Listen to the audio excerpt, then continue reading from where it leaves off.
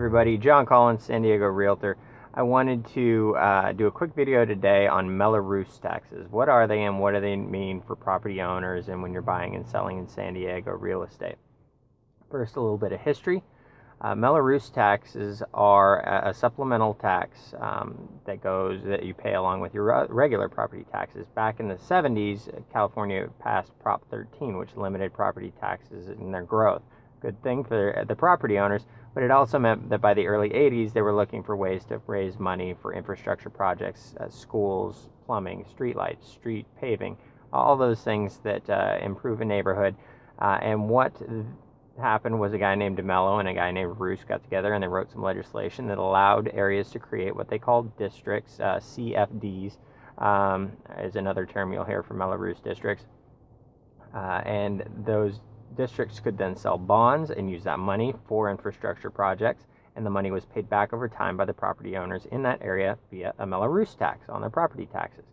Now, the advantages of being in a Mello-Roos district is first and foremost that your infrastructure is probably going to be better. You're going to have newer schools, streets, plumbing, streetlights, and all those things. More development, more properties typically means better property values.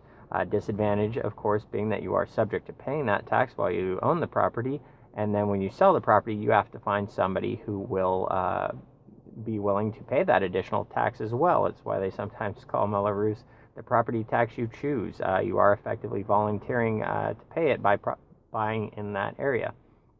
The areas in San Diego where you're most likely to find a Mello-Roos district, or find yourself in a Mello-Roos district, San Marcos and Chula Vista both have quite a few.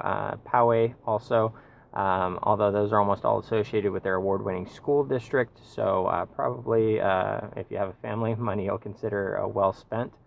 How much are they and how long do they last? It can vary a lot. Per month, once you work it out, it could be as little as $25, $30, or it could be hundreds of dollars per month. So you really want to make sure you know that going in advance. There are ways to know, of course, during the process of escrow. You would be finding that out through disclosures and title reports, but not always the preliminary title report. So you probably want to know before you get that far along in a transaction. There is a county assessor's website that I'll link to below that you can look up by address or by neighborhood, and then if you're just pulling public tax records, you can find out that way as well. Term-wise, typically between 7 and 30 years is the Mello-Roos obligation. So when you are buying in a Mello-Roos district, how much is important, but also how long is left on that obligation. I hope this is all great information for you and useful to you in your property search. Please do give me a call if you have any other questions about Mello-Roos districts, or property taxes, or anything else really to do with San Diego real estate. I appreciate the opportunity to help. Look forward to that conversation. And in the meantime, please enjoy your day and live in life in America's finest city.